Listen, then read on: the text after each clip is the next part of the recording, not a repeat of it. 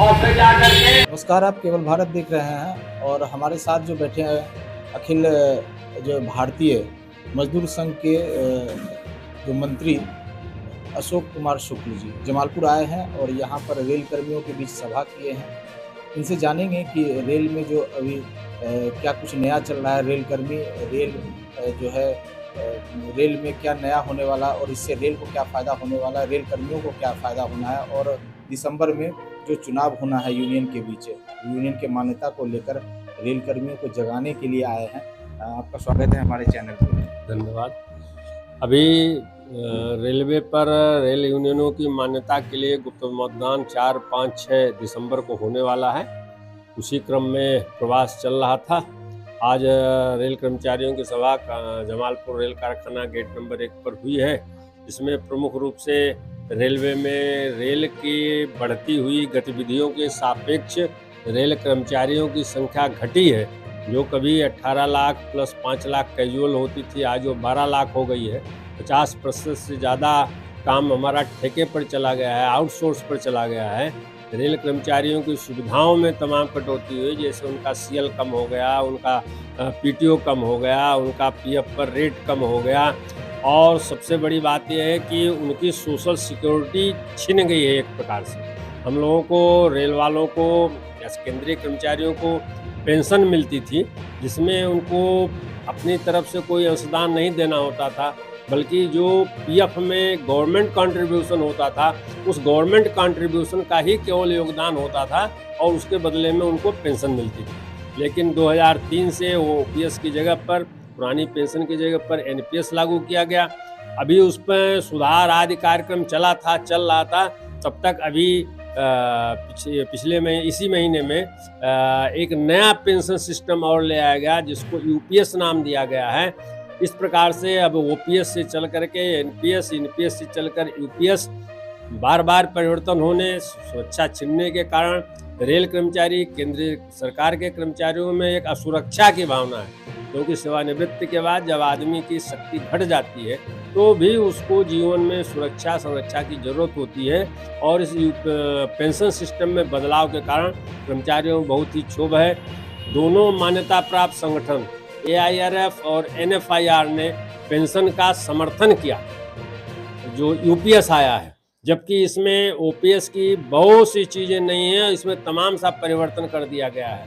उदाहरण के लिए, पहले 20 साल में पेंशन मिल जाती थी, अभी वो 25 साल में मिलेगी। पहले 50% आपकी लास्ट पे मिलती थी, अब वो 12 महीने के एवरेज पर लास्ट पे मिलेगी। अगर आपने बीआरएस ले लिया तो बीआरएस लेने के बाद आपको 60 साल पूरा होने पर पेंशन मिलेगी, उतने दिन तक आपको ऐसे ही बैठना पड़ेगा।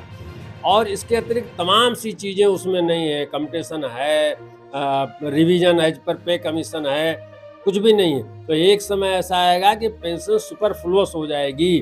तो इस कारण रेल कर्मचारी, सरकारी कर्मचारी इस यूपीएस के समर्थन में नहीं है, तो उसका जगह जगह स्वतः ही स्फूर्त विरोध भी कर रहा है।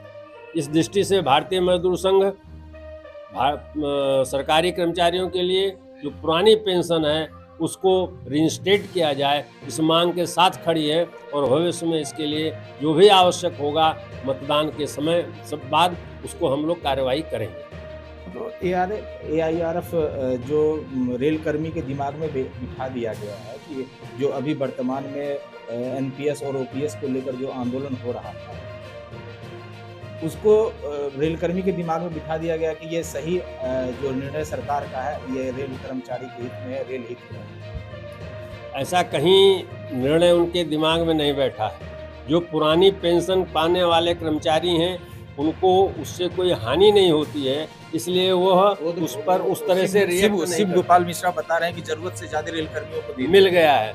जी बिल्कुल, वो ऐसा ही कह रहे हैं, लेकिन ऐसा कुछ नहीं है।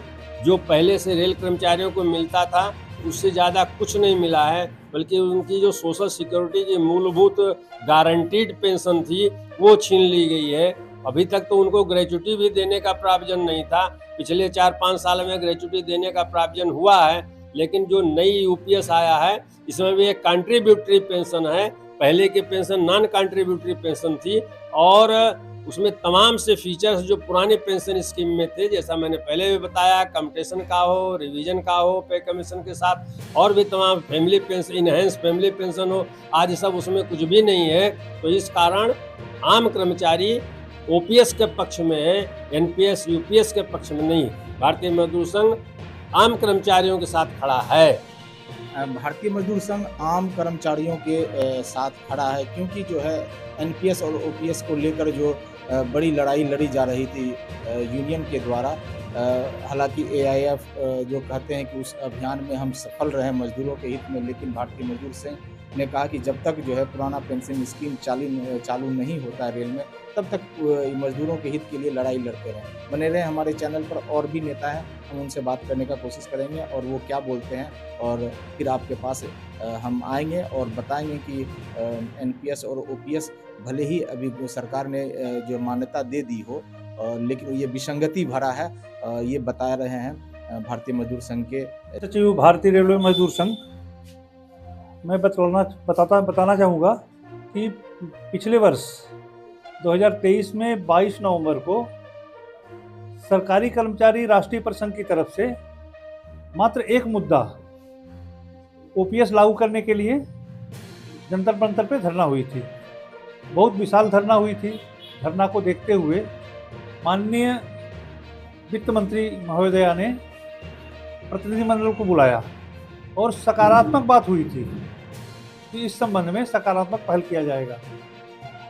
उसी का प्रतिफल रहा कि इस संबंध में एक कमेटी भी बनाई गई, परंतु पता नहीं इन तथाकथित मान्यता प्राप्त एनएफआईआर और एनएफआईआर को, एआईआरएफ और एनएफआईआर को क्या सूझा कि बिना इंतजार किए हुए कमेटी के रिपोर्ट का और यूपीएस का क्या रूपरेखा होगा जो कटौती की जाती है। कि 4, 5, 6 दिसंबर को चुनाव होने वाला है, इसलिए प्रत्येक कर्मचारी के अंदर जागरण पैदा हो कि यूपीएस हमारे हित में नहीं है, एनपीएस भी नहीं है।